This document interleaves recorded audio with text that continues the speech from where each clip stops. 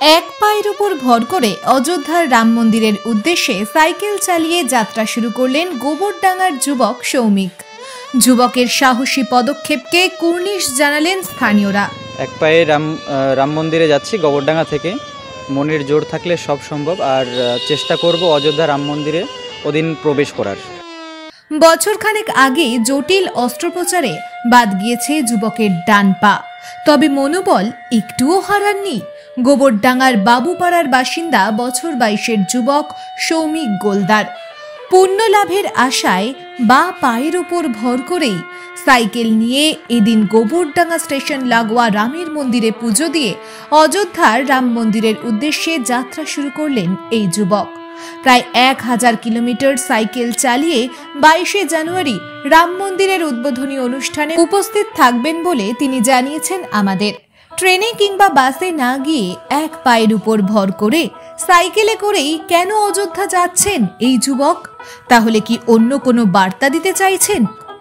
এই নিয়ে আমরা কথা বলেছিলাম সৌমিক গোলদারের সঙ্গে।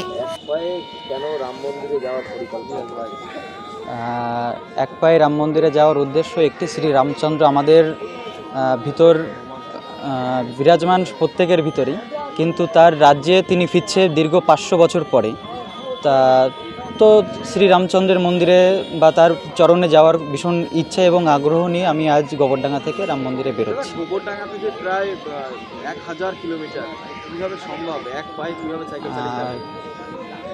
এমনিতেই দেখুন, মানে আমার যে আগ্রহ এবং ইচ্ছা শক্তি তো রয়েছেই বটেই, তারপরে শ্রী রামচন্দ্রের আশীর্বাদ ছাড়া এটা কখনো সম্ভব নয়। তো শ্রী রামচন্দ্রের চরণে পৌঁছতে হবে এইটুকুই আমি জানি। আজকে থেকে যাত্রা শুরু করব, 20 তারিখের ভিতরেই আমি পৌঁছানোর চেষ্টা করব। কি কারণে যাওয়া? শ্রী রামচন্দ্রর কে দর্শন করা, দেখা, এটাই। কিভাবে পা হারালেন আপনি? আমার 2020-তে আমার টিউমার ক্যান্সার হয়, রক্ত জমে। তো তারপরে মোটামুটি কেমোথেরাপি, রেডিয়েশন দিয়ে আমি মোটামুটি সুস্থ থাকি দীর্ঘ 2 বছর। 2023-এ ফেব্রুয়ারিতে আমি স্কুটি নিয়ে পড়ে যাই। পড়ে যাওয়ার পরে যে রডটা লাগানো ছিল পায়ে, ওখান থেকে ইনফেকশন শুরু হয়। তো প্লাস্টিক সার্জারি থেকে শুরু করে বিভিন্ন অপারেশন করাতে আমার পাটা টেকে না। অ্যাটলিস্ট ভ্যালোরে আমার পাটা বাদ দিতে হয়। যে এক পা নেই, তারপরে আবার সাইকেলে যাওয়া কেন? মূলত কোন সামাজিক বার্তা দিতে চাইছে? সামাজিক বার্তা বলতে দেখুন, যেভাবে স্কুটি, বাইক বা বিভিন্ন যানবাহন যেভাবে চলছে রাস্তাঘাটে, পলিউশন সৃষ্টি করছে, সমাজকে দূষিত করছে। তো সাইকেল ধীরে ধীরে উঠে যাচ্ছে। তো সাইকেলটাকে নিয়ে বেরোচ্ছি যাতে মানুষ দেখুক এবং আগ্রহ করে সাইকেল চালায়, আর নিজেকে এবং মেন্টালিটিকে সুস্থ রাখলে পরে সাইকেল খুব ভালো। পরিবার গোবরডাঙ্গাবাসী কীরকম আপনাকে সাহায্য? হ্যাঁ, পরিবার, প্রথমত পরিবারটাই বলি। প্রথম পরিবার চাইনি যে আমি বেরোই এইভাবে, কারণ তাদের একমাত্র ছেলে আমি। তো সেই একটা ভয় কাজ করে তাদের। তো মোটামুটি তাদেরকে বোঝানোর পরে তারাও এখন আমাকে উৎসাহ দেয়, না তুই পারবি, তুই এগো, বেরো। আর গোবরডাঙ্গাবাসীর কথায় আসি, গোবরডাঙ্গাবাসী আমাকে বিভিন্নভাবে সাপোর্ট করছে যে ভাই তুই যা। আপনারা দেখেছেন কিছুদিন আগে আমি এক পায়ে স্কুটি চালিয়ে কলকাতায় লক্ষ্যকণ্ঠে গীতাপাঠে গেছিলাম। তো তারপরে মোটামুটি গোবরডাঙ্গাবাসীর একটা আবেগ কাজ করে আমাকে নিয়ে। আমার সাথে থাকছে, আমি নিচ্ছি থাকার জন্য যে ক্যাম্প হয়, ক্যাম্প নিচ্ছি। সোয়েটার, জ্যাকেট থাকছে, কারণ ইউপিতে একটু ঠান্ডা বেশি। তো মোটামুটি আমার যেগুলো লাগে আর কি মোটামুটি নিয়েছি। হ্যাঁ, ড্রাই ফ্রুট নিয়ে নিয়েছি কিছু। আর যেতে যেতেই আর কি। কতদিন লাগবে যেতে? যেতে লাগবে 11 দিন। পায়ে রাম মন্দিরে যাচ্ছি গোবরডাঙ্গা থেকে।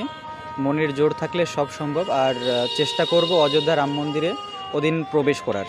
যদি কোনোভাবে পৌঁছানো সম্ভব হয় তাহলে শ্রী রামচন্দ্রের চরণে ওখানে আমি পৌঁছাবো। একদমই সবই সম্ভব। সেটা আপনি আমাকে দেখে বুঝতে পারছেন যে এক পায়ে বেরিয়েছি। আমার মতো অনেকেই আছেন, প্রায় 1000 কিলোমিটার।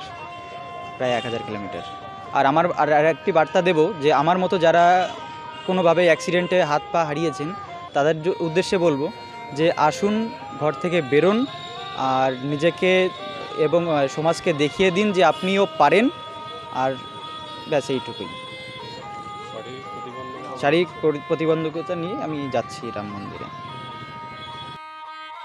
এলাকারই যুবক এক পায়ের উপর ভর করে অযোধ্যার রাম মন্দিরের উদ্বোধনী অনুষ্ঠানে যাচ্ছেন। যুবকের এই সাহসী পদক্ষেপ নিয়ে কি জানালেন গোবরডাঙ্গার বাসিন্দারা, শোনাবো আপনাদের।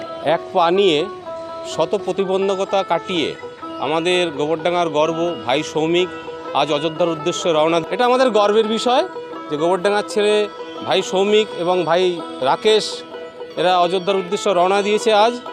তো সেখানে তারা উপস্থিত হবেন দীর্ঘ প্রায় 1000 কিলোমিটার।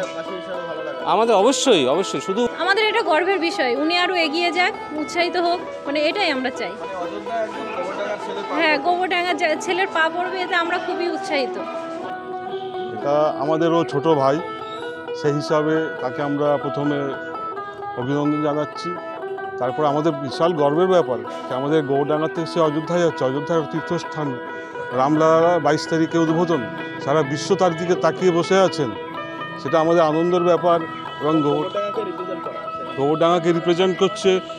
একটি ছেলে একটি পা নেই, অথচ সাইকেলে করে অযোধ্যায় রওনা দিলেন, কি বলবেন?